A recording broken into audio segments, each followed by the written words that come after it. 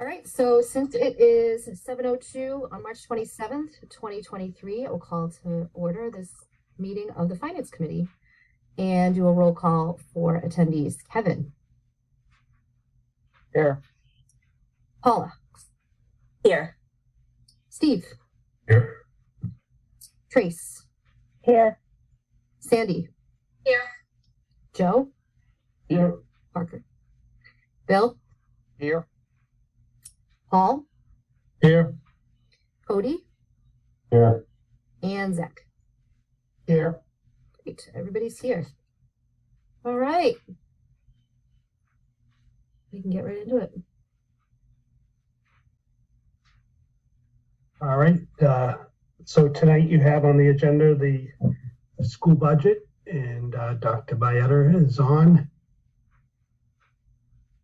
Good evening, everyone. I am going to share my screen. I hope you're able to see it in front of you now. This would be the booklet that you've all received. I think you have it electronically and in print.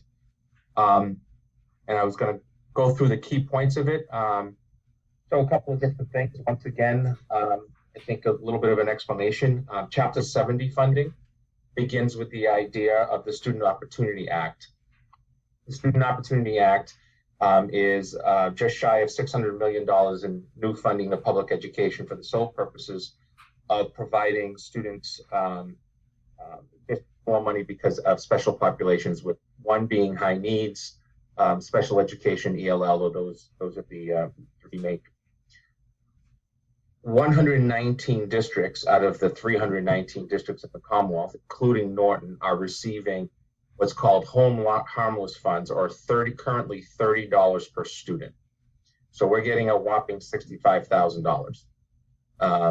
That $65,000 isn't enough, as we all know, doesn't suffice. The range of per pupil increase is the low of 30 to the high of 2,500 per. We have districts that are receiving millions upon millions of dollars because of that SOA way of coming to contribution. We do see the potential that our state representatives are going to try to increase that. But I don't see that going more than maybe 60, maybe 50. I think one year we had 100, and that would only help. The second part of the conversation to do with Chapter 70 or outside of Chapter 70, but with a significant impact, is the OSD funding, which is the private school special education placement tuition costs. That is going up 14%, a $220,000 increase for Norton. That has never been higher than 2.5% over the last 15 years. So now the state's coming up with a formula to see if it can help communities with that, and see if everybody can get a little bit more piece of the pie and not have to pay the 14%. That is still going through the entire process to the governor's office, and there's no specifics yet to finalize, but that's another whopper. Madam Chair, me, Joe Parker. I saw your lips move. You're on mute. Dr. Bayer, good evening. How do they calculate that $30 to $2,500 range? And is there a way that we could do something to get higher? Yeah, so if, prior to your time, Joe, on the committee, Norton, back in when it was growing as a significant community, was receiving more state funding than it should have. It was one of about 40 communities in the state. The state then put a formula in place under Chapter 70 that it would continue to take what was generally being received from the state at about 60%. And they basically said, we got to get Norton to actually closer based on your local contribution and the net school spending. And what happened was you had the perfect storm at the same time, because then starting around 2005-06, you started to see some declining enrollment. As you remember, we went through from about 2006 until 2013, 14.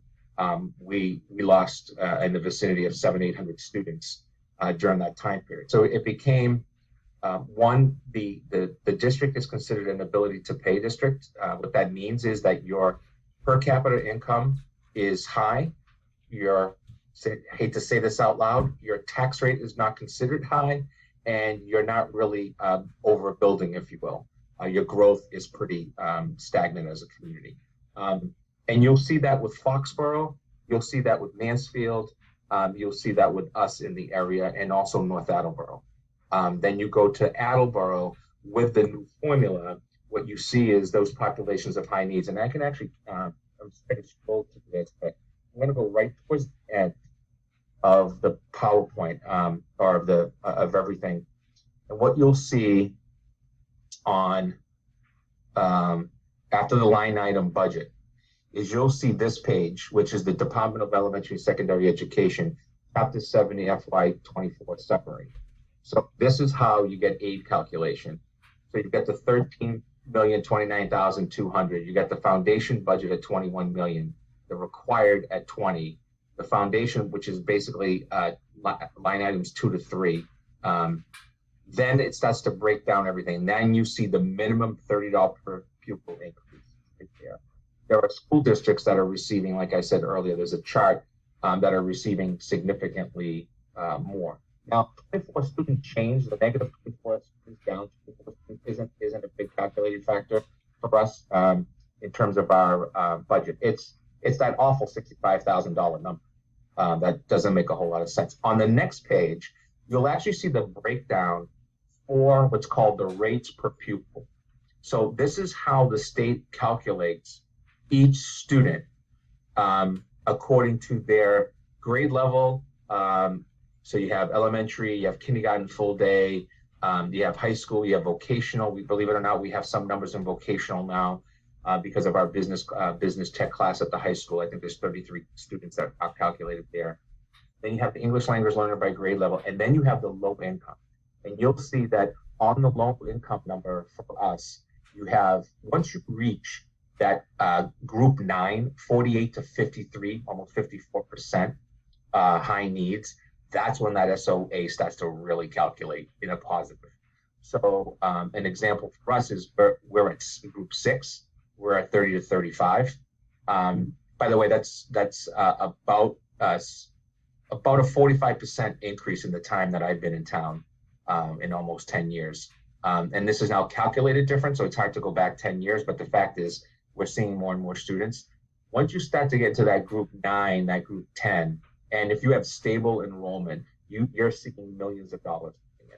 This local community that has about 600 students pre-K to 12, they're getting $900,000 in this formula.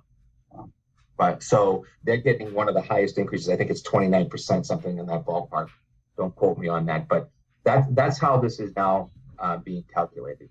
The concern that everybody here has, and I'm sorry I'm elongating this, but I might as well do it now, is we're creating 119 school districts. It's almost the same ones every year, give or take 3 to 5. We're creating 119 school districts. So 10 years from now are going to be in financial disarray in this formula if it doesn't get fixed quicker. So there's a big push right now to really take a look at this formula and say, how are 119 districts being left behind, if you will, financially? Because you can't just go to the local taxpayer for your 3% increase or for your 5% increase, or in our case, even higher than that. Hope that answers your question. Yeah, it does. Thank you. And just so you know, you're cutting in a little bit. I don't know if you have paper or something over your microphone. Maybe. I'll check. I don't right now, so hopefully it gets easier. Madam So, Chair. Yes, Cody. Sorry, Joe, don't mean to interrupt. Go ahead. On that same level of thought, when are those calculations done? Because I know we've got like the big apartment complex over by Roche Brothers that's going in, which is section 40.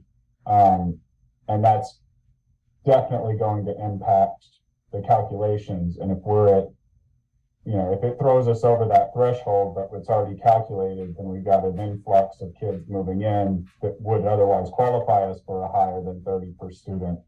right. So the answer to that is no. It's only calculated on October 1 enrollment numbers. So that October 1 date of every year. So next year we could see an increase, for example, based on that situation you just said, but we wouldn't see it until then. Our numbers are calculated on October 1 enrollment. So if 19 kids moved in December, you're seeing nothing from that right now. Same thing that if students go to Bristol Aggie or Southeastern, you don't necessarily see those funds come back. They don't come back with the kid if the kid comes back after October 1st. Basically see the benefit for the whole year. Okay, thank you.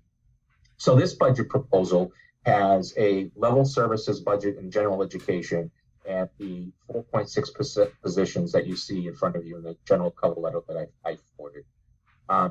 So we have the perfect storm taking place. And unfortunately, if you read the book or seen the movie, we all know that the ending is a little concerning. We have a influx and increase in special education. This year alone, we had a number of students who moved in after July 1st. They are going to cost the operating budget next year alone over $600,000. I'll repeat that again. Less than 10 students moved in after July 1st. For next year, they will cost us over $600,000. And we want to educate them. We have to educate them, and we should be educating them. So I'm not trying to in any way, shape, or form saying that we shouldn't. It's just as a significant cost, including huge increases in transportation. If any of you are looking to make money, please start a van service. You will make money. You're just going to, unfortunately, try to find drivers out there. And your ELL population is increasing. So that's your English language learners.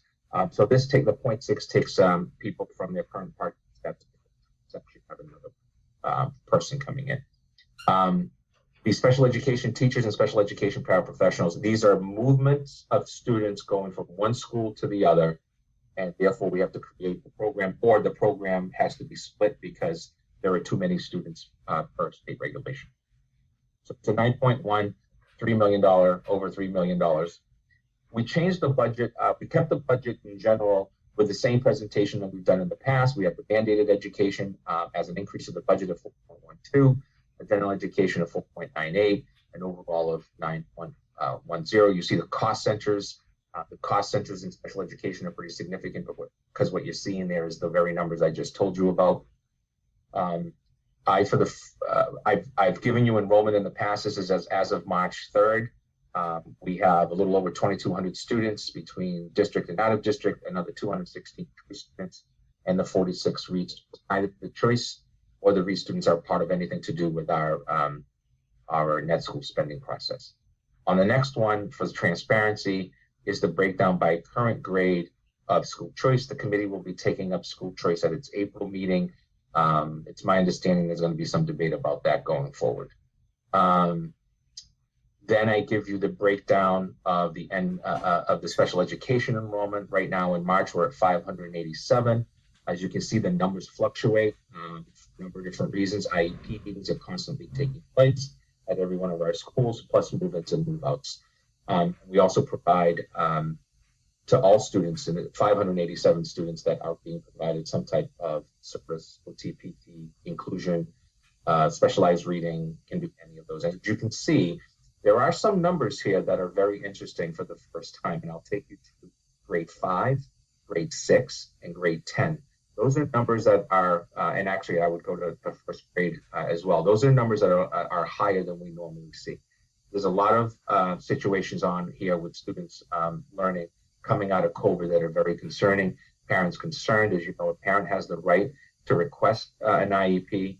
The way we're trying to handle all of this is we're really pushing our IMTSS process, which is a process of trying to make sure that our best teaching practices around students are being implemented, but also providing services and supports to students before testing, before the IEP comes into place, which is a federal mandate, as you all know.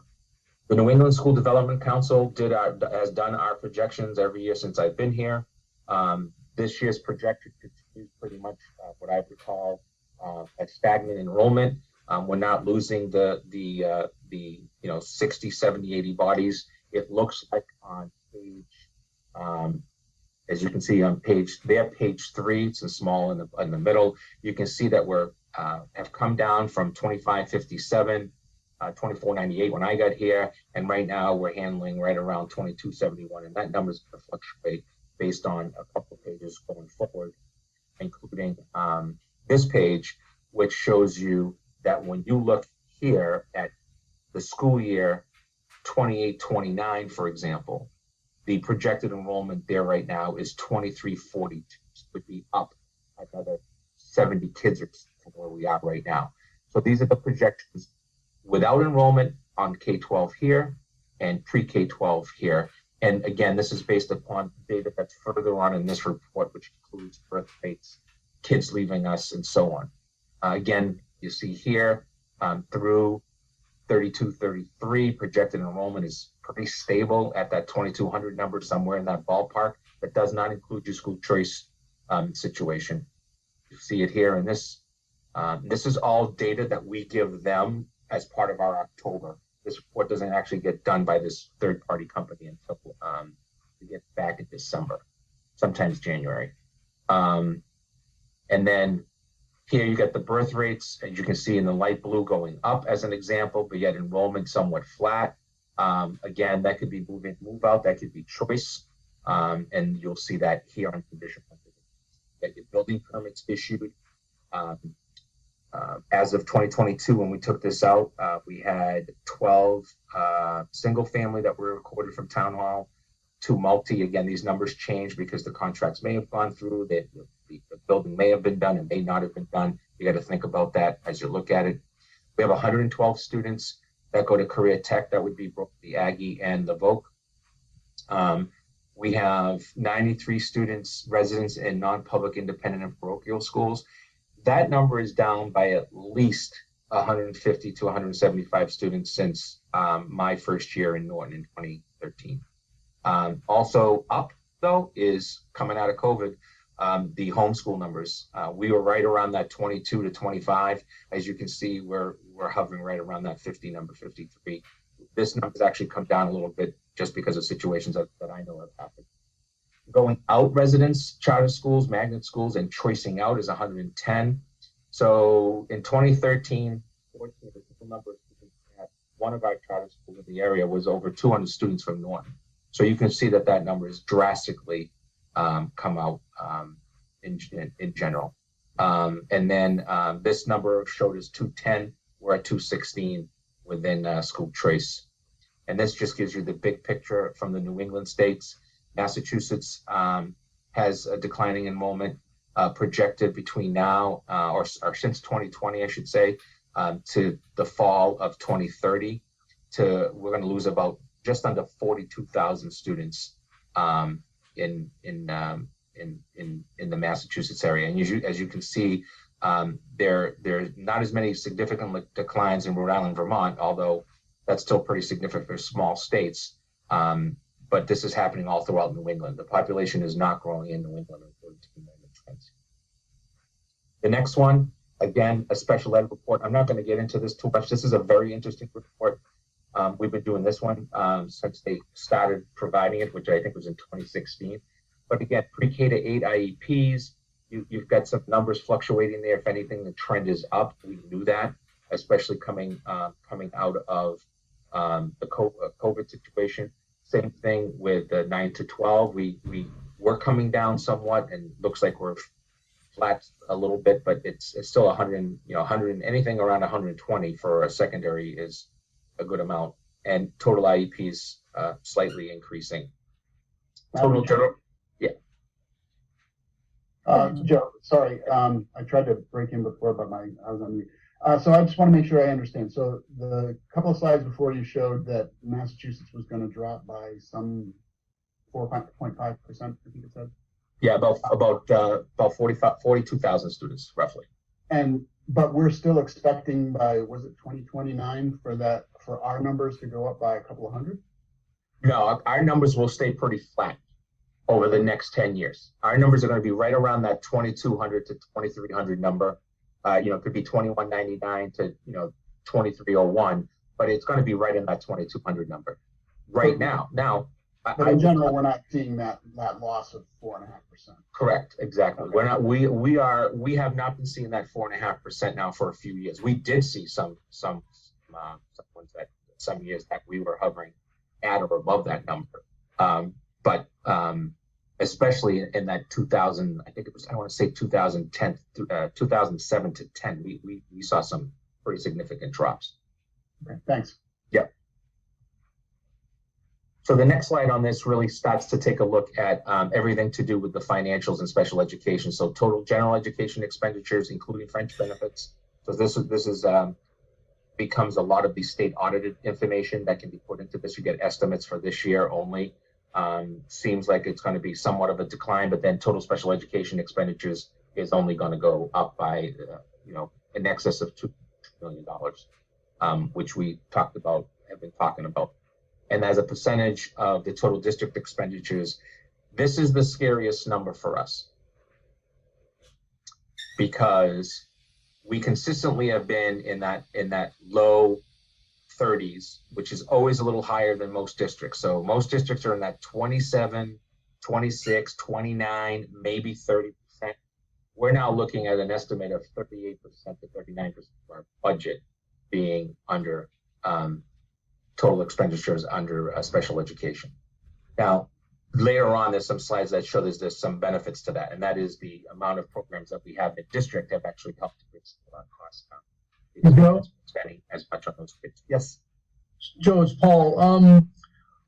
How much of the IEP expenses are from school choice students? Has that been a burden? No, it is not. We actually are calculating, and I'll make sure that I add that to the list. We have not had to hire any new staff because of IEP situations. We do have about, I want to say it's a lesser percentage than the total percentage. I think our total percentage is right around that 23 mark right now as a total. That they hover right around that 19-20. A lot of it is inclusion. And just as a reminder, Paul, the student who ends up with an out-of-district situation, that cost is no longer yours. It goes back to the sending district. We've had a couple of those situations. We actually have a current situation where that would take place. So when you mentioned these 10 students that were coming in at a cost of approximately $600,000, Joe, for next year, are those people that have moved to town and had issues, or are those? Those are all residents of the town of Norton. Okay. They either have bought a home or they are renting. Thank you. Joe? Yes, go ahead, Joe.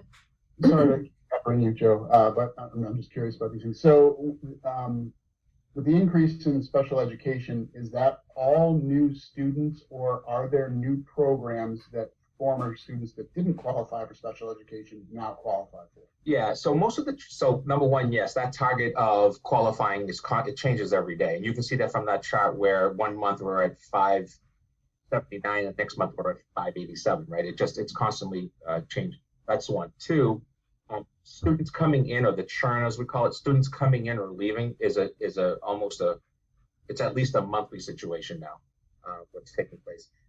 That our programming is once a student leaves, for example, the Yell 4-5, if they're in a specialized program, which in most cases is 4 or more students, if they're in a specialized program and that program goes to 6th grade, now I got to hire more people to create that program or keep that program there. Or I have to split programs because the number of students within the program exceeds the state regulations. Okay, thank you. So again, you get trend reports that are showing some trend lines that are somewhat concerning in terms of increase. This is not unusual for most communities. It's just our numbers right now, I would say, as a percentage of our budget are higher. The biggest downside for us is, as you can see, this trend line was doing really, really well until 1920. We had a little bit of a spike there. But as you can see, we had been spending the last few years really having less outside special education placement. When I took over the district, we had over 60 students out of district. We have been hovering around that 33, 35 number for the last couple of years. And unfortunately, or fortunately, the work of my team, your team, in Norton has been, how do we create programs? And let me go through that a little bit because I think it's important. If you send one student to a collaborative. So BICO, Reads are the two that we predominantly use, but sometimes they go to others. You're talking at a tuition cost of somewhere around $58,000 to $68,000. Added to that, anywhere upwards of $25,000, $30,000 for transportation. So one student could be pushing $100,000. So, which we have. Starting programs, even if you're using your fringe benefits, if you have three students going out, that could potentially be, I'll just use a roundabout number, $80,000 to $100,000. That could cost in Norton as a startup program, a teacher and a paraprofessional, which is not going to cost you $300,000. So that's part of what we do. Now, the negative of doing that is that your circuit breaker reimbursement, and I don't know if anybody wants me to take you through that because it's actually pretty easy. If a student costs $100,000, the first $40,000, it's actually 44 and change. We'll just say 40.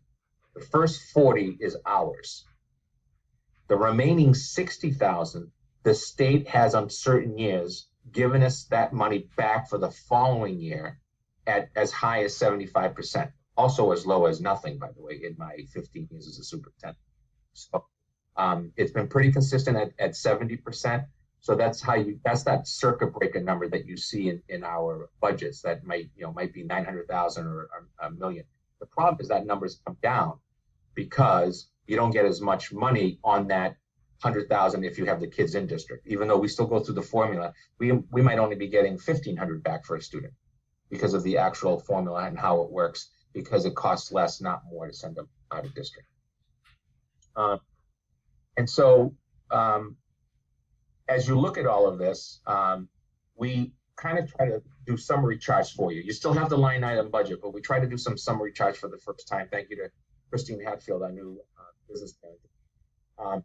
So we broke this down into the actuals for 23 versus proposed for the teachers, the paras, the admin assistants, the custodians, the principals, and then district-wide, which is predominantly things like our technicians, my office, and all of that. And you'll see that the numbers there are on the low end of district-wide to the high end increase of paraprofessionals, even though it's not a huge chunk as a percentage, it's a bigger chunk.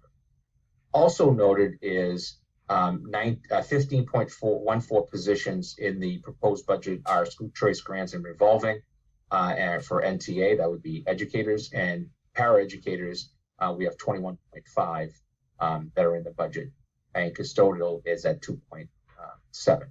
Dr. Bayetta? Yes.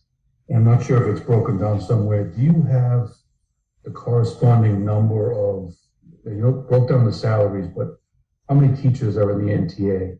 How many teachers we have filled, and then how many we have budgeted? Yeah, so we currently have, excluding the 4 positions that are in this proposed budget, we're at 413 FTEs total for the district. But I'll have that broken down and sent to you, Steve. All right, thank you. Yep. I don't want to lie, but I actually think we already have it somewhere. I'll have Christine send it to Bonnie in the morning. I'm pretty sure we have it somewhere. And Joe, I thought I saw somewhere that for your contractual issues that you're listing there, it's about a 4% increase. Yeah. So when you look at it, the difference is we have a 2.5 COLA, if I remember correctly. I think it's 2.5, and then you get all the steps and lanes that get added. So yes, to your comment. Then we looked at the school choice number of revenue, 2.350 million. Then we took a look at expenses by school for instructional supplies. There's the circuit breaker number, 118, carryover of 500,000, for a total of other sources for budget support of $4.1 million. Joe, you had mentioned previously about the Reads program, and don't we have some of that in town as well? And does that help us? And where does that money go if we do? So we get about $65,000 a year for the use of facilities from Reads. Any student that is a Norton student, it's just we benefit a lot from travel. So our transportation number won't be as high. We've had as many, I think, don't think we have as many now, but we've had as many as 3. Sometimes when they get to high school, you see them shift a little bit to vocational schools as well as Norton High School. But that's just part of the child's individual needs. Thank you. Yep. Here's the grants with the projected amounts. We do not see grants going down significantly from the feds this year. If anything, they're probably going to be in that 5 to 10% increase. So we're utilizing those numbers based on what the feds have told us thus far. And then we have the FTEs for each of those grants. So we have 18 and a half paraprofessionals in the special education. We have over 60 paraprofessionals now. One teacher in a one partial, 1.0 para in the early childhood grant. The Title I, 2.64 positions. The other 2 are PDs. ESSA 3, we're using, that's our last payment. That's our last amount. That's paying for 4.5 in this budget. And one down below, preschool with revolving accounts pays for about 4 of the 6 folks, not including the paras. The facilities revolving paid for 2.7 of our custodian support staff. Transportation revolving is, as you know, is zeroed out because it's fees, and same thing with the sports. These are all projected based on the current fees, which are $250 per. So our other sources make up 33.34 of our total employees. And then the support for those positions further broken down here in the grants by salaries, the proportionate share, that's a formula that we have to put into the special education grant. The salaries and expenses for ESSA 3 as an example. The salaries in Title I, contract services, and MTRS are required. And then facility revolving, you see salaries, overtime, supplies, et cetera, that we push out of there. The other new forms that you have this year are these forms. This one takes a look at every school. So you have LGN, and below you have middle school, then you have JCS, then you have high school, and then you have the technicians and some of the salaries. These are all salaries based on contracts. And then you have it broken down to percentage of operating budget. The next one breaks it down and includes central office as well. They're all color coded so that when you get to this, you can see what percentage of the budget is being spent. Well, typically high schools are number 1. And typically central office is your lowest in a district our size. That's trying to give you some more data and breakdown of that data as much as possible. The 4.6 positions are $234,600. That is for the step out program at the high school, a special ed para, a best classroom teacher at the LG, best classroom at the LG, that's a para, a best classroom at the middle school, number of students is higher. And then the ESL is taking as 2 part-time ESL teachers and moving them to full-time. We're over 60 students that are in general beginning. We did not put any other positions into this budget. We're also actually taking 2 chances on special ed right now on the SLP and the quotas. We just are trying to see how we're going to do that. Every other position that was requested is not in the budget, which is all of those that you see in front of you. Joe, what does the BEST stand for, BEST? I knew you were going to ask me. Vinny, you're online. It's an acronym for the students learning, and off the top of my head, to be quite honest, I don't know if it's an acronym. It's behavioral. Oh boy, let's see. You had to ask me now. It is behavioral enrichment program, and it's basically for students who have autism, and it's a variety of programming from the autism spectrum. Thank you. And then you have, after that, you have all the line items. We try to give you some notes, combinations, where we cut, where we added, and we did go back all the way to actuals in 21 and per request. And we finished with the DESE stuff, which I ended at the day. And I'd like to make a couple more comments if you would allow me to do so, Madam Chair. So my biggest concern about this budget, recognizing where we are, is that we are going to end up in a situation where our special education costs are probably going to increase, because if I was a betting man, the number that is going to be provided by the town to the schools and all of us is going to be one that's going to slash away at general education, because you can't do that in special education. So you will see increased class sizes if that were to happen. That typically also leads to more testing and more parents wanting services, because the class sizes potentially are impacting. We will do our best, of course, to not touch those earlier grades, because the research is very clear. And in kindergarten 1, 2, and 3, it's really, really important to have small class size. The research isn't as clear in the other grades, but anyone who's been a classroom teacher will tell you that there is a big difference between having 30 kids in the classroom and 24 kids in the classroom, or even 20 kids in the classroom. But I don't think there's any of us that would think it's not, especially if you're doing inclusion practices throughout and you're trying to meet the needs of different learners within the classroom. So that's the general big picture item of the school budget. I would ask, I'm sorry, I'm scrolling this to just the cover page.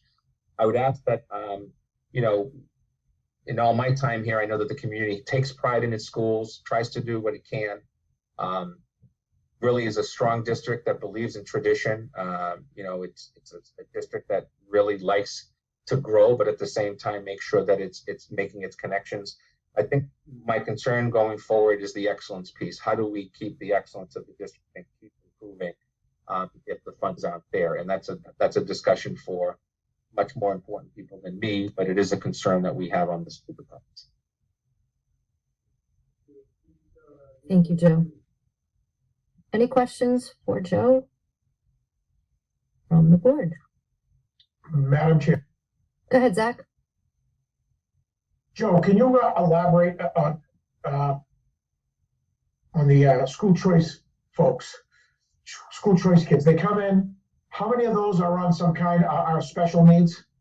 It's going to be somewhere around 18 to 20%, depending on, I'll get you a breakdown of what type, because that's actually more important. Like, what are the issues that students have? Learning disability, that's more important because of the cost. In most cases, they're in inclusion, and it's OTPT speech services. So does their community where they come from cover the costs if the services need? How is that? You know, they're on an IEP and you have to take them out of the classroom with a special ed teacher.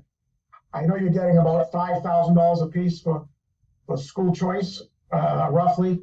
So how is that cost covered? So the cost is up by the Norton taxpayer. Right. So the way that it's covered is there's a circuit breaker like formula where for every one of those students as a school choice, we hit the marker for what kind of services they get. And so you'll see that actually some students give us significantly more than $5,000 because they may have speech services twice a week. So what we do is we go through that entire, for any student that's a school choice, we call it the school choice circuit breaker. It doesn't have a formal name, but what it is it's the students and what is their delivery for that. And so you'll see that if you were to calculate, and I don't have the number right in front of me, but if you were to take 216 and multiply that by 5,000, you get about 1,080,000, and we're in excess of 1.3 billion this year. And that's paid by the state or for the Sunday community? So that is done through DOR by the sending community. So it's literally taken right out of, in the same way that if a student goes to a charter school at X number of dollars, which is a formula in itself, the same thing for a student who leaves Norton and goes to a different choice school. All right, and the second question I have for you is kind of, I'm not sure how to phrase it. Anyway, I met a family that moved into town, and I'll keep it very generic to protect their privacy. And they lived in another community with a child that is high special needs, 6-figure amount special needs. And I said, well, why did you come to Norton? Just a couple of weeks ago. And they said the community they were living in didn't provide the services that their child needed for the issue that the child had. I'll leave it at that. And I said, how's that possible? It's state law. They have to provide the services. There's no choice. They said, what they provide, what they have to do, what they actually do is two different things. I said, well, that's news to me. I said, I'm not Reno, but that's news to me. So I said, well, what brings you to Norton? They said, well, we shopped around what the best community would be for our child. And they found that Norton would serve them the best for what their needs were. So they upsold their house, moved to Norton, and their child is attending Norton schools. So the question is, kudos to you and your department for doing the right thing, because I personally believe every child should get an education no matter what their vision. But how do you bridge that sword that you don't become a magnet as this family did, to come to Norton only for the special needs programs that we have? Well, as you know what it does to the budget. Right. Zach, you're asking a question that I think a lot of people have, and I appreciate you saying it. I think there's a couple of things in play here that are really, really important. The first one is there is a kudos to the staff of Norton and what we do for kids in this community. And I can speak to that as a school choice parent. What I've seen and the challenges my daughter has gotten academically have been fantastic. Not a child with a learning disability. I believe that the quote shopping around is something that a lot of families do. I think we're into more of quote choice, not school choice, but just choosing to go to a community than ever before. And I think the last part is I can assure you that we don't have a big placard downtown that says, please come. I think it has to do with families talking amongst each other and saying, my child is performing at a level that I never thought my child would perform at. I hear the story, Zach, all the time about X community. I won't even say urban, suburban, or rural, but X community just won't provide it. And everybody lawyers up and everybody goes. A few years ago, before your time, maybe Bill was on, and there's a lot of new faces, so Bill might remember this. We were going through a $3.6 million lawsuit because we decided to challenge a situation, which we do. Some of those cases we win. We did in that case, by the way. Cost us $200,000 in legal fees, by the way. But we sat down as a team and said, well, no, this is one that we have to challenge. We challenge cases on a regular basis in Norton. I can't tell you that before my time we did as much as we do. By challenge, it means that when you look at the data and the information and the diagnoses of a student's performance, our professionals who are trained have said, no, we don't believe that the student needs that. We believe that the student needs this. The parents then have the right to take us to a hearing. By the way, we have the right too, and we do that. The parents have the right to take us to a hearing. I can tell you right now that being taken to a hearing is not a very successful outcome for public school districts. We don't usually win most of the cases. And I have Vinny Searcy is on tonight, our director of PPS, who's come from an urban district, works with us here, and his children go through the district as well. And Vinny, I don't know if you want to add something to that because of your experience. I do think that programming matters, excellent educators and support staff matters. You have some of the best people I've ever worked with, just in the time and effort they put in with kids. But we're not, as a community, selling ourselves and by saying, hey, special education or ELL or any other service delivery. It's just what happens. So the one thing I would say into that is that I've had many of these discussions as well with some of our parents that have moved into the districts, because either myself or our coordinator, especially for students that are in programs, we'll meet with them and discuss the programs. I think it's not that we offer more programs, it's what we how well we do with those programs, to be honest with you. So that same program that we were talking about, the BEST program, many of these folks are coming from similar programs, staffed sometimes even better, but not with the talented staff and honestly not with the kind of programming that's put into place. So it's not necessarily that they don't offer the program, so to speak.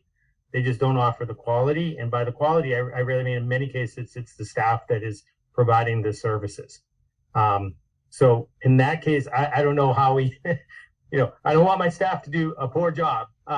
We try to do the best we can, but that reputation does sometimes go forth to other districts. And then we just have a community, honestly, that in many ways supports our students with special needs, whether it's our Best Buddies programs or our inclusive unified track programs where the kids themselves are taking part. So that it goes beyond just the programming. It really has to do with the folks that are involved both in the schools and outside. So I guess that's a good thing, but I understand what you're saying. We often ask ourselves that question too, but you know. I mean, we have a CPAC committee now of volunteer parents who are recognizing every month an educator or a support staff person on our staff for going above and beyond as a recommendation from a parent. And we're proud of that, and we thank them for that. We finally have an active CPAC that is really trying to get parents of students with special needs to really feel supported and that you're not in this alone. And oh, by the way, my child deserves the same as anyone else. So yes, Zach, I think you're going to continue to hear those stories. I think that the issue that's important is like when you look at all of this and the cost, when you go back to the state formula, of which I've communicated with your delegation already, there needs to be a change on how we are dealing. Now, I will tell you that my association has just filed support legislation with a state legislator, not in our area, who happens to also be a parent of a child with special needs. And we need to review how the state funds special education. So we've done this big review around SOA and high needs, but we need to have a better formula for communities to be able to educate their own, keep the children home, if you will, in your community, not necessarily just having to take them out, but do it in a way where the state is really stepping up. And then the one that nobody wants to take on, and I'm sorry, I'll end here, is when is insurance going to kick in? When are the insurance companies going to kick in? And they don't. And I think that's unfortunately, we had a pretty decent governor who fixed a major insurance company statewide, and I wish he had taken that issue on, but he didn't. Thanks, Joe. Madam Chair. Go ahead, Paul. So Joe, on a real high level look, you get 234K for the new positions. You get a 9.1% increase for a level service. Can you give me a real high level look as to where the difference is? If it's, the steps and lanes or maybe four. So steps and lanes, transportation, contract services. If you take a look into the budget, the line items, you'll see some significant increases in a few line items that are just contractual service obligation as one.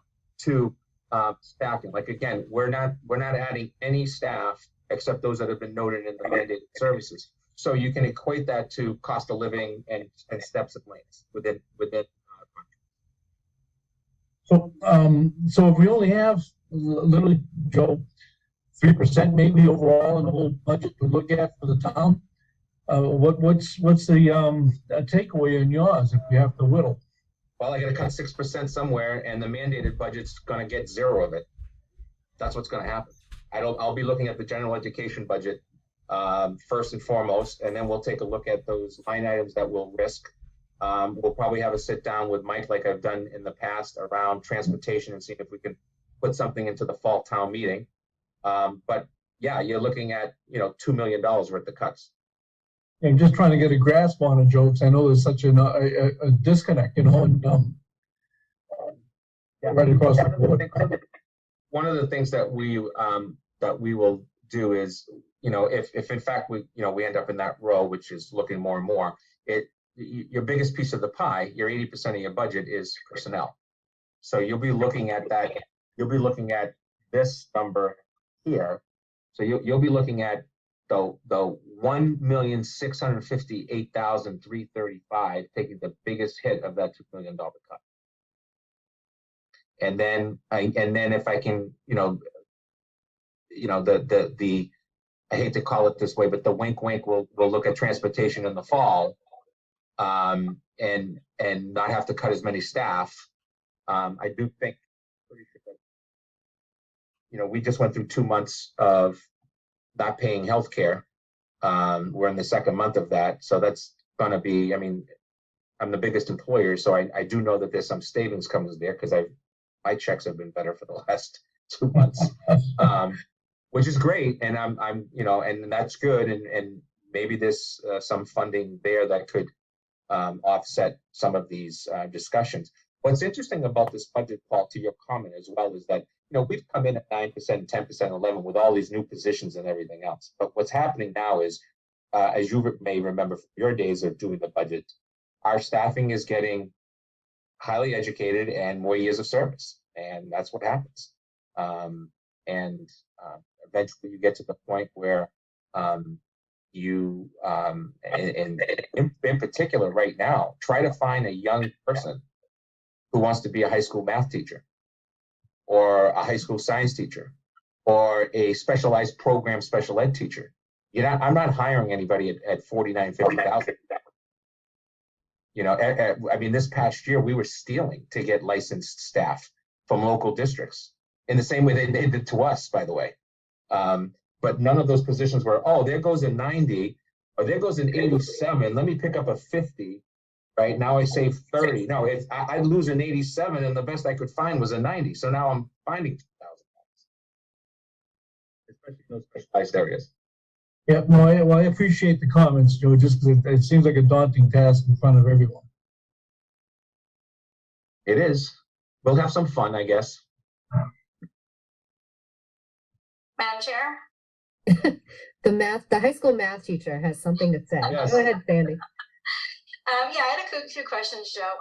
Looking at some of the line items, I was looking at the sub budget from 21 to 22, and saw a big increase there. I was wondering, was that the year that I know at one point you had to pay a lot of the teachers to cover during their preps and at a pretty huge cost? Yeah. So that's a perfect example, Sandy, of we couldn't find subs. Our principals had 70 kids in the auditorium covering them. And then you just get to the point where, you're doing that for, let's say, 3 weeks. At some point, after 3 or 4 weeks, I got to tell parents that I need to put a teacher in there with kids. So we ended up paying the 1/7 cost, which is in the contract for teachers. So now a substitute for a day is costing me $500, not $125. And we increased on top of that. That's the same year that we also went from 85 to, I think, 95, then 100, and then now we're up to as much as 100, and then 125, and then long term. So yes, that's where the cost is. And are you able to find more subs now? Has it gotten better a little bit, or are you still having to tap into the teachers to use them? So this week, starting the first week of March, I have 4 teachers doing the 1/7 at the high school for high school science to cover maternity leave. We haven't even had one applicant for the job. So that's costing me probably at the end of it, going out 60, I think it's 60, 69 days, something like that. That's going to cost me somewhere around $18,000. So do you see that, I think if I'm reading this right, that there was like a 0 line there, but there was 10,000 from school choice. Is that Right, meaning so- budgeting 10,000 for school choice, and will that be enough? No, it probably won't be enough. What happens is we roll the dice on substitute every single year that I've been here. It's been one of those where we try to put something in there and then we hope it doesn't go bad. As you know, the coverage within FMLA and paid leave is pretty significant. We continue to have folks up on both maternal and paternal leave, and then FMLA. I just got hit with one today. Finding the substitutes is a problem. And so what happens is you get into these really financial concerns. You cannot not have a highly qualified teacher for students on a regular basis for 12 weeks. It's not going to go well. And by the way, and long term has a negative impact in teaching and learning and outcomes. All of that. So yes, the answer to your question is there's a lot of that going on within our budgets. And then I saw that you deferred the librarian position again, so we're still sticking with one high school librarian and one that's shared between all the elementary schools, nobody at the middle school. Is that the plan for next year as well in the budget? Yeah, it is. It's a shame. That's the only word. I mean, I think I proposed the librarian position. This might be my 10th straight year of proposing it, and it's just not there. Again, And I don't see how it's going to come into this budget unless something happens that we don't think is going to happen right now. And then I had the kind of a follow up on what Paul asked before with the if you don't get the 9% with the four that you're adding, 4 of the 4.6 that you're adding are special ed. Are those all required, mandated by IEPs and by the state? And so would they get cut, or would the No. get cut? So you still are going to add those positions. I don't have a choice because I have a significant group of kids moving into programs from school to school or as a startup of the program. And then my final question, I don't know if this is for this meeting or not, but are we going to discuss the reserve fund article tonight, or is that a separate meeting? I mean, that's a question for the chair. That's a question for Mike if he was planning to discuss articles tonight too. Budget. I didn't know if that was part of tonight's. Yeah. I would discuss it tonight after the budget. Fair. Madam Chair, if I could, Sure, Mike. when Joe was talking about the way the formula works, if you want to get frustrated when Southeastern Regional is on, ask them what we're paying per student and what Brockton's paying per student. That's where you really see how it hits us. Yeah. And Mike, that's a great comment, because you got to remember that, and I get it. I'm not challenging. I'm just saying that we're leaving communities behind. When 80-90% of your budget comes from the state, and then that's basically what Mike's suggesting, and that pays for Southeastern, and for us, we have to come up with most of it. That's an angle. And again, I am a huge supporter of the vocational school. I can never do what they offer in most cases, and the Aggie as well. But the formula has some issues. Madam Chair. Go ahead, Cody. Joe, you touched on the budget items that are being funded by grants. Do we have a cliff that we're facing on those grant monies? Yeah. So you got the ESSA 3 is your biggest one. I think we're putting in 500,000. We had over $1 million. I think we already used 800,000 prior year. So that money is 800,000 short for this year. We're only using 5 because that's all we got left.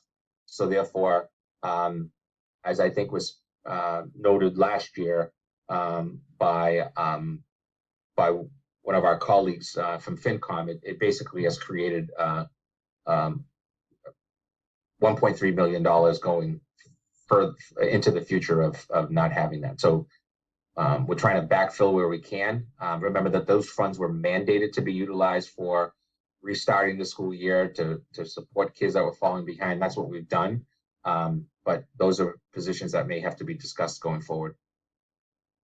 And I guess, do we know, like, when do those start rolling off? You said so ESSA 3 is the only one that goes off as of this FY24 budget.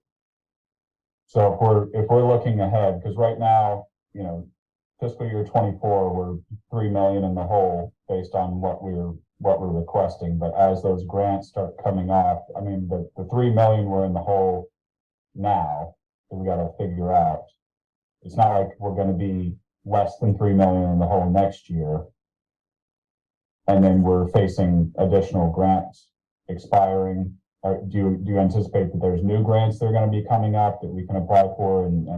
Most of them right now, most of them are targeted grants around writing curriculum. We just recently got one for 40,000. Another one we just put in for school safety, one for $50,000 for 3 schools. 150. They're all very targeted grants, and they're usually not coming in prior to the fiscal year. They're coming in during the fiscal year.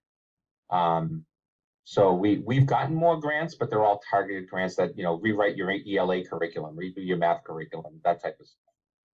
They're not your typical operating budgets. Okay, and there was around $1 million. There's a little over $1 million that's funded by grants right now. Yeah, so I don't have that directly in front of me, but if you look at the grants page,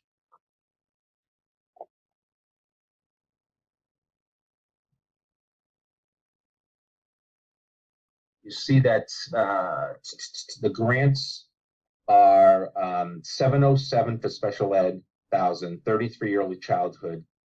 Title I is 283, teacher quality 50,000, Title IV 17, and ESSA 3 500,000. So about 1.4 or so, 1.6, somewhere in that ballpark. Sorry, I don't have the math in front of me. So ESSA 3, that 504, that will go away. All of the other ones in general will be roughly the same number. Some years they go up to, we've had a couple of years that we've had to eat 10%. I do not see Title I and special ed going down over the next few years. That is going up, but not huge.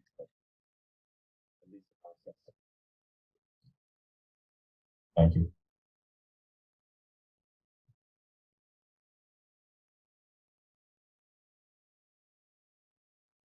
Other questions from anyone else? Madam Chair, Go ahead, Paula. Dr. Bayat, the 4.98% increase for general education, if that had to get cut, what would you guesstimate? How many teachers would that mean that we would lose? Well, you know what? I'm not the doomsdayer yet, so I don't want to get my staff in a total uproar about what would happen. What we would Trying to be realistic. is we yes, I get it. Yeah, and I appreciate it. I think what we would do is we would take a look at a couple of different things. The first one would be we would look at any expense lines that we could potentially not zero out, but cut. I have a tendency to do that. Have some conversations with Mike about a couple of the lines, specifically transportation. And then I would start to take a look at our staffing, and every department would be asked to really take a look at their staffing, and then central office makes the horrible decision. You know, if an educator is costing you, let's say, 60,000 on average, you know, 10 people is 600,000, and you know, probably a little bit more than that. So we did it. As you may remember, we did it pre-COVID, where we had a year where we lost 7 educators. We ended up bringing back 3 of them over the summer because of people leaving and savings and other line items. This budget does not have the floating kindergarten position, which, as I think you may recall, I always have in the budget. And then if we don't need it, I'll use it where we do need it. I do not have that 65,000 in this budget already. So it's pretty much a level services within the general ed, and then just the mandated increases, and budget, and then the all the different contractual obligations, including transportation contractual, special ed, and general ed, including the collaboratives, which BICO is up 10% and Rees is up 5.2%. Those are fixed numbers as of last month. They were both noted. Thank you.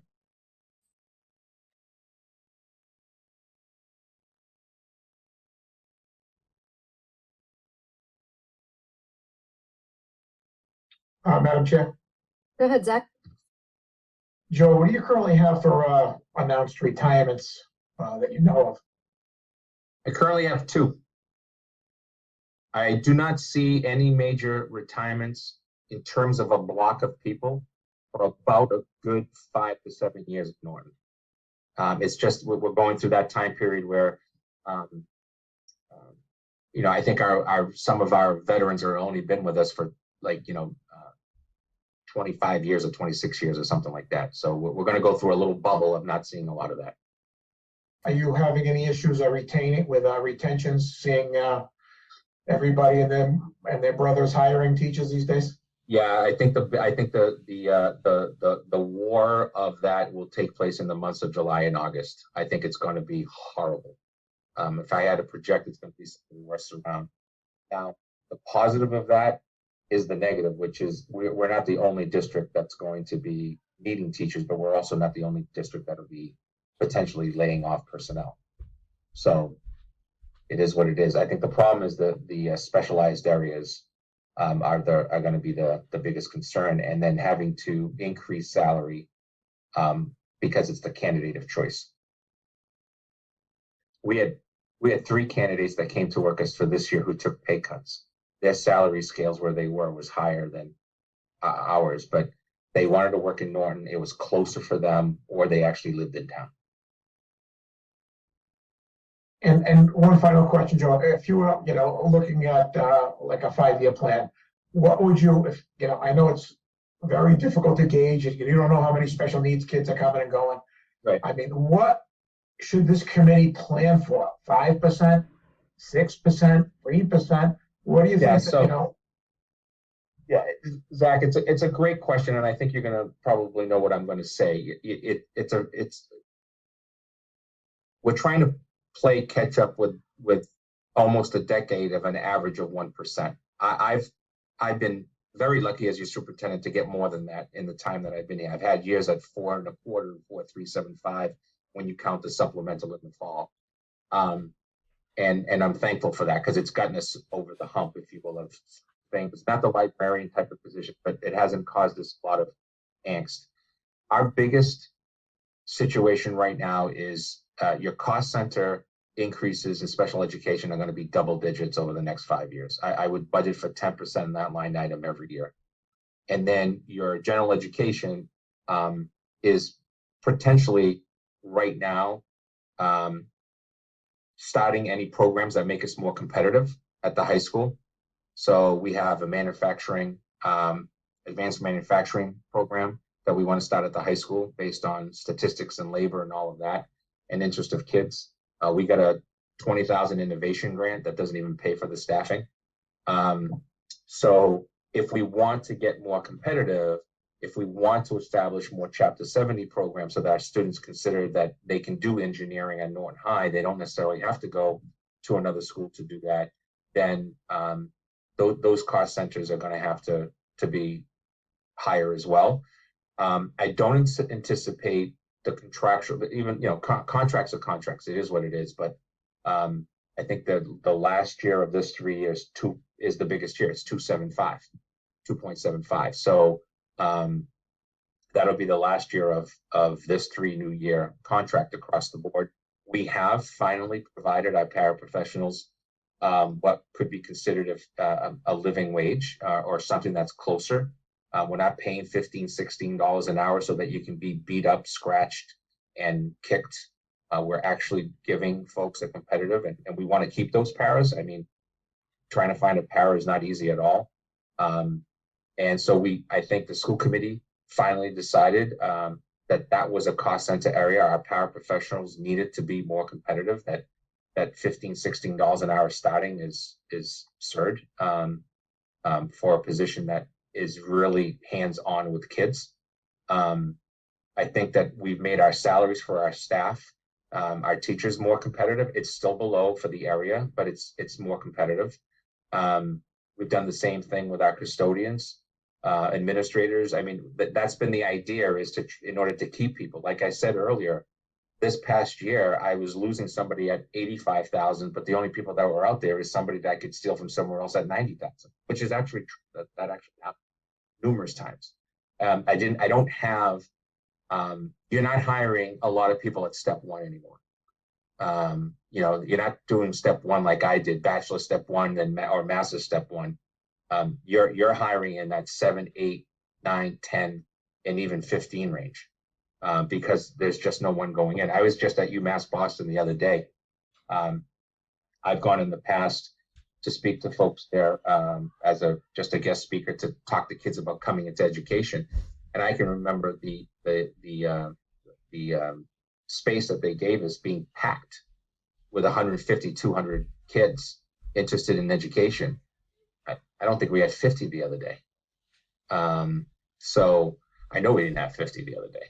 So it's going to be it's a concern. And I'm not crying. I'm just saying that the industry, just like our officers, public safety officers, and police and fire, is seeing the same thing. I'm just suggesting to you that education isn't far behind.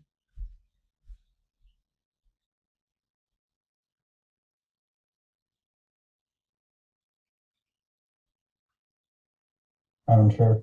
Go ahead, Cody.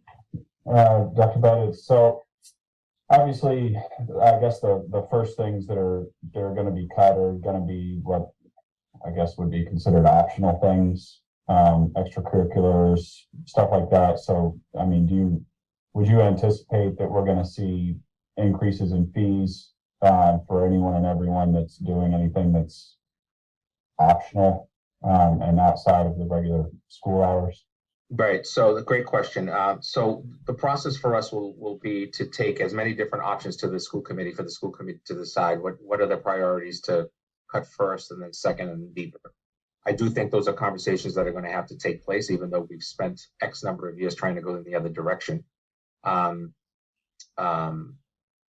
So yes, I think Little Lancers Preschool will have a recommendation for increases. I am sports activities and transportation. I'm going to do my best not to, but that'll be a discussion that the school committee is really going to have. And I know there was discussion about maintaining the free lunches. Was that a state sponsored deal where we were getting funding from the state for that? Yeah, so that is a state sponsored, and right now there's a lot of love to continue that for FY24. So I think you're going to see it. So that would be budget neutral. Yeah, that doesn't, we're not, within anyone, but within our private public domain, the money that we make with the contract and any offsetting it has to go back to the food services program. Any upgrades and everything else. That's the idea behind doing that program. Thank you. Madam Chair. Go ahead, Paula. Dr. Bayetta, as far as like other income, like outside the box things, I remember years ago there was some sort of like exchange program. I think it was like right before COVID that you were looking at that could possibly bring in funding. Yeah, so those discussions have, interestingly enough, just happened a few weeks ago over coffee with the folks that we were working with, international. There's still a lot of issues with that right now in terms of the politics of that and all of, that I think a lot of us just being cautious about. But there's still a want, to look at bringing in revenue. You're looking at right now, that would be $20,000, very close to $20,000 a student of tuition. And if they live in town, which they usually do as exchange students, that's $10,000, almost $11,000 to the family for board and room and board. And then because they reside in the town, that is also considered a resident. So you also get Chapter 70 for that. So you get another 11 grand on top of that. Yeah. So it becomes almost a 30,000 plus for us for a kid. It's pretty. I mean, it can be significant. Now again, it's a big decision to do that. They've said yes in the past. There are new members and stuff, so they may take that issue up in a different way. But when the time comes, I don't think it's in this budget. I don't think it's in this school year. I think it's a discussion that could take place in the fall, July or for September of 24. Yeah. And then as far as the athletic fields, I know that we're looking to like rent them out to outside sources. Would that money have to, if we brought in money that way, would that have to stay within that like revolving account for the athletic fields, like the maintenance for it, or could it go into the general operating budget for the school? So we have a fixed athletic revolving account within facilities. So it's underneath facilities. So the idea is that it goes, the idea is that it goes back to the athletic complex. So it's not facilities, it's under facilities, but it goes directly back for hopefully the opportunity to have some long-term funds to take care of the field as things are needed. And we are renting it out, and without getting into a lot of it, I know there was a lot of discussions this weekend on social media about it. So I'm not on social media, but I was told. So I think there's some information that needs to be clarified on that, and I plan to bring that to the school committee at some point. Okay. Thank you. Sure. Madam Chair. Go ahead, Cody. Joe, just quickly, I don't know how far along in the process you are looking at the foreign exchange program, but I've listened to the new president of Wheaton give a presentation to a local group in town, and I think she mentioned something about somewhere in the neighborhood of 20 different countries were represented at Wheaton.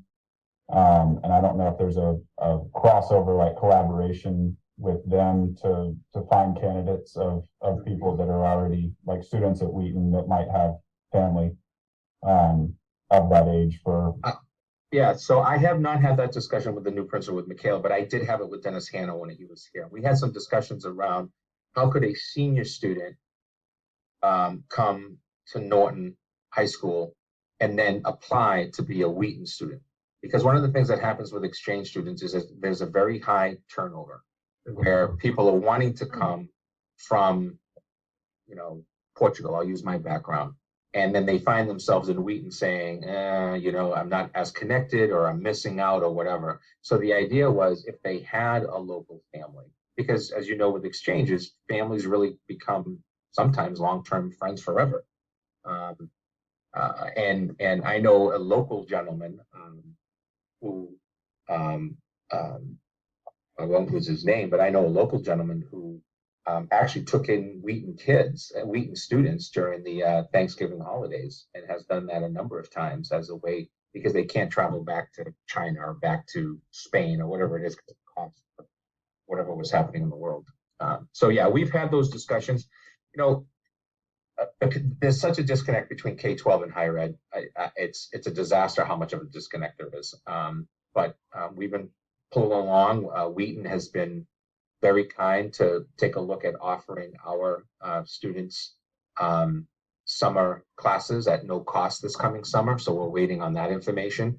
That's a potential for a student to earn 3 credits or 4 credits from a pretty darn good private school, and be able to put that on their transcript as part of applying, when they become a senior, applying to colleges. So we're hoping that we're able to successfully do that.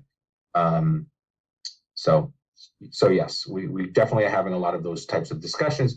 I think, unfortunately, COVID stopped some of that stuff from happening. Not to always blame COVID, but that's exactly what happened with this situation. We were ready to pull the trigger on that.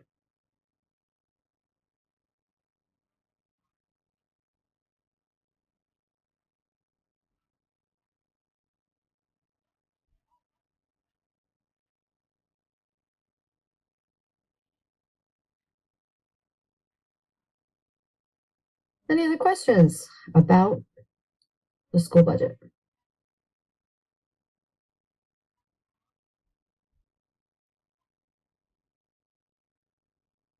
It appears not. Mr. Units, you had mentioned. Yeah, Joe, if you just want to talk on articles. We know numbers yet or no? So we have, I can only speak to the schools. We had put in one typical supplemental hold budget. I'm sorry, I'm having a hard time having the video click on. We did a supplemental hold budget, which, as you know, coming closer to town meeting, this is always those surprises. Right now, we don't anticipate, but we could use something. So we have that there as a hold. We'll of course speak to Mike and provide him information as we get closer. That's within the special, right, Mike? Yes. The supplemental. And then we have we had an article on a debt exclusion, which really belongs more so to the select board on the train, which I don't think that's going forward. I'll defer. And then we had one on the special education stabilization, which has come before you before and didn't move forward. The idea behind the stabilization is very much like any other stabilization, is to try to create a place where over time there are funds available through town meeting requiring a 2/3 vote to pay for some of these special circumstances that can take place, i.e. 4 kids move in and the cost is $150,000, and instead of going after any other stabilization account or any other specialized funds, the first thing you do is you look at that account. How you fund it is really up to how you write the article. We would argue on the town side, on the school side, Mike might not agree with this, that the Medicaid reimbursement funds, which go into the general fund right now, would be at least a portion of that going in there, since it is money collected coming through special education. And building on it. I think it would take a number of years to build that account based on our budgets, because everything going back to the general fund. But the communities that are doing it are having success with it because of the surprise enrollment that comes in. A student that can cost you $275,000-$300,000 in a budget in July can really hurt a budget. If you had some funds at the Springtown meeting to supplement that without having to supplement it from anywhere else, there's a benefit long term. So that's the idea behind that article, and it's specific to how it can be utilized. It's the only time where the school committee gives full authority to the town meeting to up it or down it. Madam Chair? Yes, Paul, go ahead. So, Joe, Dr. Bader, what's the difference really between that and just the fact that you still have access to the town's stabilization fund if you needed it? Right. So I think the biggest difference, and some would disagree with this, so I'll give it up to those. I think that the rainy day account, if you will, as the traditional stabilization is called, is really something that we never want to touch, because you should be at a set percentage. So when the rainy day shows up, this is more specific utilization to a circumstance within the school operating budget that, you know, after the budget is completed and a situation happens, you would use that account. I also don't believe that account necessarily hurts you with your bond rating, such as Moody's and all of that, versus the stabilization account is fixed in the regulations. That's probably the two biggest, but I'll defer to legal counsel to provide a better one. But that's the way I see it, is that it's got that account status that's not there in the same way. And Mike, I don't know if you have anything on that too, but that's how I saw it. Thank you. Madam Chair? Go ahead, Sandy. Yeah, so I think, you know, I had mentioned this at before the last town meeting, asking about that question about the reserve fund, because I think a lot of towns are using it. And I know at one point we had to go to town meeting to ask for, I don't remember what it was, Dr. Bayada, you may remember the number, that because we had that influx, right? So to safeguard against those spikes and keep us from having to ask town meeting for more money. I think there's a max of 2% that can go of your budget that can go into that fund. But it would give us a little bit nice cushion, you know, if we could find the monies to fund that. So Sandy, to your comment, you're correct. We had a year, Jean Sullivan was still with us. She was the PPS director. We had an influx of students that cost us $800,000 that particular operating budget year. And we ended up having to go back and receive the supplemental of just under $300,000 in order to break even that year. And that was with some significant luck that we actually had some students that left us with tuition costs. And that's how we made up the difference that particular year. We also almost zeroed out our circuit breaker account that year, which is a really big no-no. I think we got it down to like $90,000 in order to only ask. I hate to say only ask, but to ask for less money.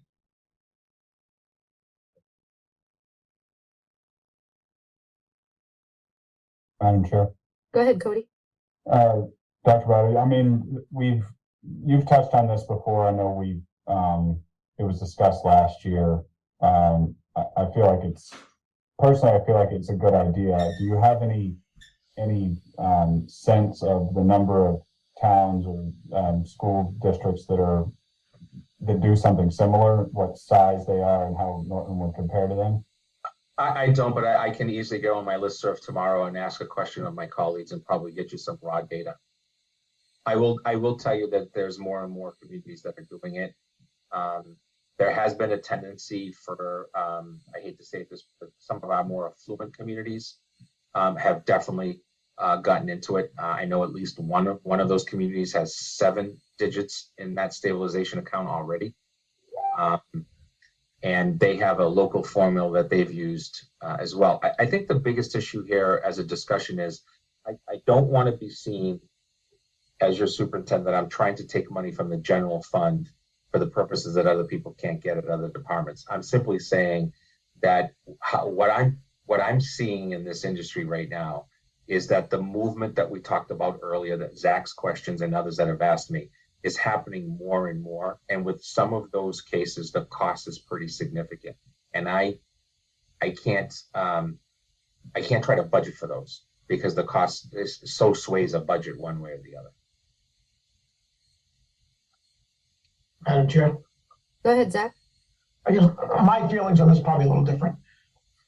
First of all, we could set this up, but we have no money to fund it. I mean, you want to take 2% or more out of what budget you're going to get it. That means 2% more cuts. So you could set up just like me going to the bank and trying to open a bank account, and I don't have anything to put in it.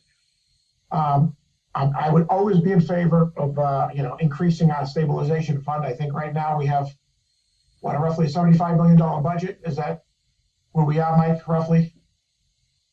Right now, somewhere in that area, proposed. And I think we have recommended 2.75 million in the stabilization fund. 2.8.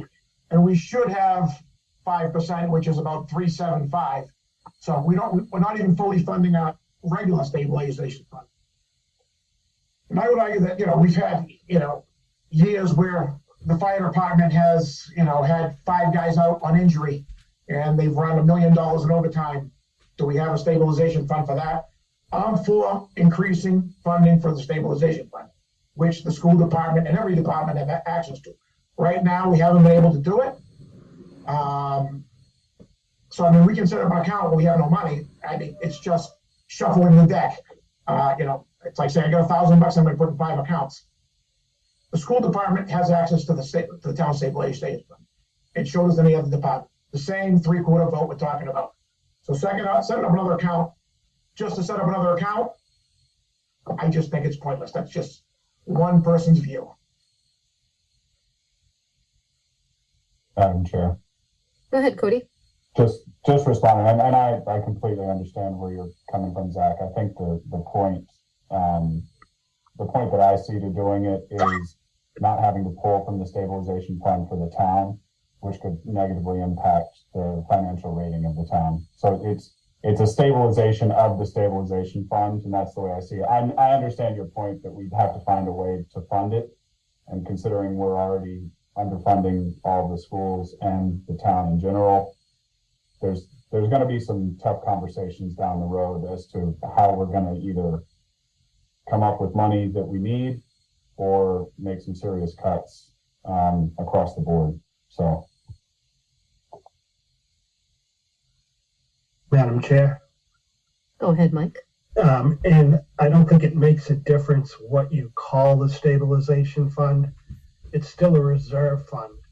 And when actuarials look at how you funded your budget and you took money out of a reserve fund, it's still the same thing. It doesn't matter whether it comes out of a special ed stabilization account or a town stabilization account. It still comes out of a reserve account.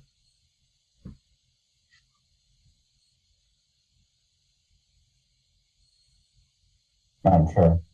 Yes, Cody, go ahead. Just clarifying what you're saying there, Mike. So the financial rating of the town, it's using those stabilization funds if you had a separate one for the schools, you're saying whatever's in that also counts towards that overall rainy day specialization, whatever term you call it. You're saying if there's a stabilization fund under the schools, that calculation counts along with the stabilization fund for the rest of the town? Correct. It would be considered a reserve fund for the town. Okay.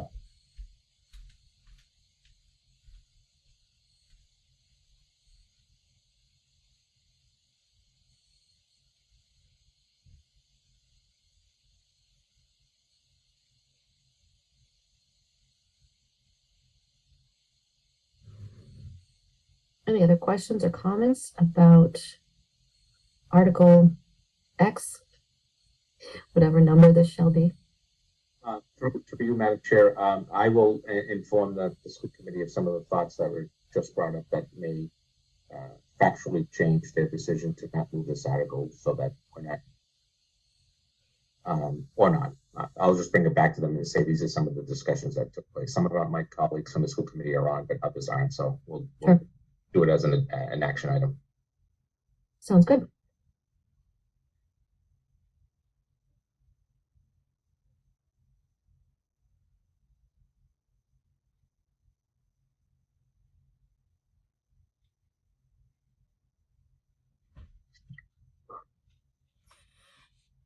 Any other questions? Last call. I thought Nick was praying. I saw Nick do this, so I thought he was praying. For the meeting to be over. I don't see any more questions. Nobody's unmuting. It's your last chance before Joe turns into a pumpkin. This isn't your last meeting with us, is it? There's no such thing as a last meeting. There's no goodbye as of yet. So let's keep doing what we do and Exactly. get into All right. town meeting, and we'll do all that other stuff later. We'll stick with that story for now. Yes, stick with that story. Madam Chair, Okay. one last parting. Joe, you mentioned early on the classification of Norton as an ability to pay town. I guess at what threshold of us funding, like at our tax rate or like whatever, does that become, does that turn like and make it more equitable? Because Yeah. right now it's like the state's basically saying you're not paying your fair share or you have more ability to pay, so we're not going to fund you. At what point would that change? If we were talking about raising taxes, where would that change? All right, so it's going to change in the state formula as a benefit to you with the slowly but every year increasing high needs population. That's how we're going to see the shift, because what you see with that is more families not meeting the per capita, let's say, more students having free and reduced lunch, which right now everybody gets, but the calculation from the government is that they're subsidizing it within the free and reduced lunch family of 4, family of 2, whatever it may be. Even though everybody's getting it, it's still a calculation. So as the high needs changes, that's where you're going to see your formula change. Now, we're getting closer and closer to the cap shut off for Norton being at what would be, minimal, like the 40% threshold. We're almost there. And then the stabilization of, or the stabilized enrollment staying right around, no longer seeing these hundreds of kids leaving, but also not 100 coming in, which would be a benefit. Just seeing that stable number, that's also going to help you. But it's that under the formula right now, it's that increase to high needs. I can tell you right now, if you went from group 6 to group 9, you'd probably be in the vicinity of getting $750,000 to $900,000 from the state right now, based on the calculation that I've seen for communities of roughly the same size. But I'm happy to I have a formula information that I'm happy to cut and paste and send it to you. The numbers sometimes are hard to find because they go through DOR, because they have to utilize Department of Revenue, because it's based on the select board setting the tax rates and all that stuff. They get that from one end, and then you have your local contribution number versus your net school spending. Each of them has 3 sections, and in both sections we get hurt by at least 2 parts of that formula. But I'll put that on my things to do. So Joe, are we actually meeting our net school spending, or are we actually falling short of that? We are, I believe, in this budget at 116%. So you're what you would call 16% above net school spending. If you were just at net school spending, you would be shattered as a district. Almost every district in the Commonwealth is above, except what I would just label as urban districts, because they're receiving most of their money from the state. So they're right at that number. We've been as high as, I want to say, 24% above net school spending. I believe this year on the form, I think it's right at the back. I think it shows 116 down from 120, from 23 to 24. Thank you. And Joe, just, I mean, even if we hit that threshold, it doesn't sound like that's gonna offset the shortfall. I mean, we're 3.3 in the hole, and even if we were at that level 9 versus level 6, you're still talking about being 3 million short, 2.5 million short. Yeah. So again, I think and I say this respectfully, most of our legislators really don't understand the state formula when it comes to the working of it. And I don't say that as a knock on them. It's just part of the law versus those of us like myself that have worked this formula for a number of years now. The change in the SOA benefit was to try to make sure that high needs districts with increased populations significant in ELL were really getting the supports. In other words, the money to hire more people to be able to provide the better programming. I'm not seeing that hiring, by the way, but that's a discussion for another day. The perfect example, and I live in a high needs community. According to that formula, they're getting last year was $4 million. So this year they're also getting some significant funds. I don't have that in front of me, but I can tell you that they're also making sure that that money is taking care of their education system, but also offsetting some other costs on the town side, i.e. healthcare. Madam Chair? Go ahead, Sandy. Back to the reserve fund for a second. I just was kind of looking something up as I thought what I remembered seeing was that the difference in the new special ed reserve fund was that it only required school committee and board of selectmen vote to release the funds. So I think that's another difference between it doesn't require that it requires 2/3 vote to establish the fund in the first place, but not to release the fund. So it gives the schools a bit more flexibility in terms of if they find that they have a student moving in mid-year and they need that money, rather than trying to figure out where that's going to come from mid-year and wait to a town meeting, they can release those funds at any time. That would depend on how the fund is established.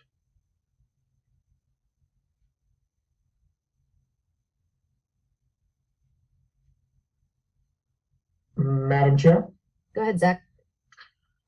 So I think my final comment is going to be on this is more of a comment, a public comment than a question for this committee. But to the school committee and to the select board, is there any appetite out there to put something on the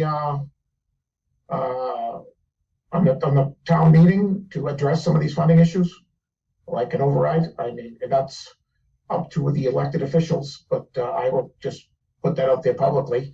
Maybe they should at least discuss it publicly in their next meetings and, give us an answer one way or another.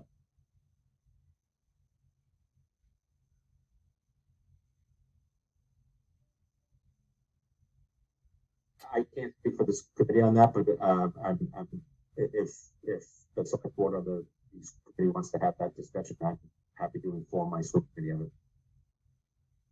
Yeah, I don't think they can speak now anyway. They're here as more observers, right? Because they're not, this is not a meeting for them, but I think we had at least one select board member here listening in as well. So I think the ears that you needed to hear that will pass it along.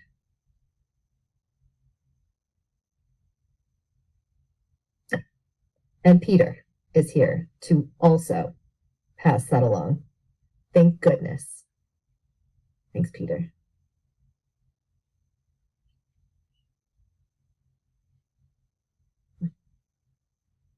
All right, well, anything else for us, Mike? I will say the MMA had a legislative meeting today, and we expect the House budget to come out April 12th. So we'll see if there's any improvement in the numbers then. And I did provide you with 2 updated operating revenue and expenditure sheets. And on those 2 sheets, I did a 2.5% increase for budgets and a 3% increase Getting closer. With a 3%, we'll be short $928,401. So still working on the numbers, and we'll have a budget to you soon. Madam Chair. Yes, Joe, go ahead. Mike, with the free insurance money that was happening the last couple of months, that all goes back into free cash, correct? Correct. Are you using any of that in your calculations, or is that a no-no? I'm not using that. That would have to be certified as free cash the end of next summer, beginning of the fall. Got it. And then would be available in October. Got it. I should know that. But I didn't. Yep. You did know that. You needed a reminder.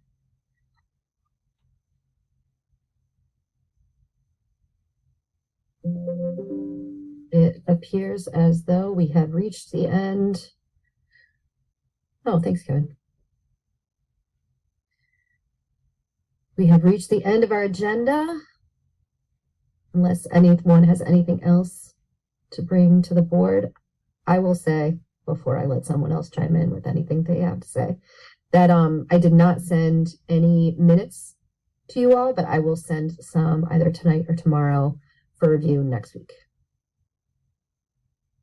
And I almost saw you yawn, Joe, and that would have really, really offended us. No, I'm not yawning. I was actually doing this. All right, check in. Appreciate you guys very much. Take care. You too.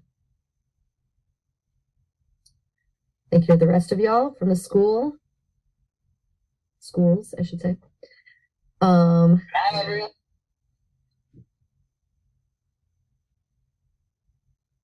right, so that's all I have. That's all Mike has. The chair would entertain a motion to adjourn. So moved. Second. Joe, and thanks Cody for seconding. I will take a roll call vote. Kevin, Yes. Paula, Yes. Steve, Yes. Trace, Yes. Sandy, Yes. Joe, Yes. Bill, Yes. Paul, Yes.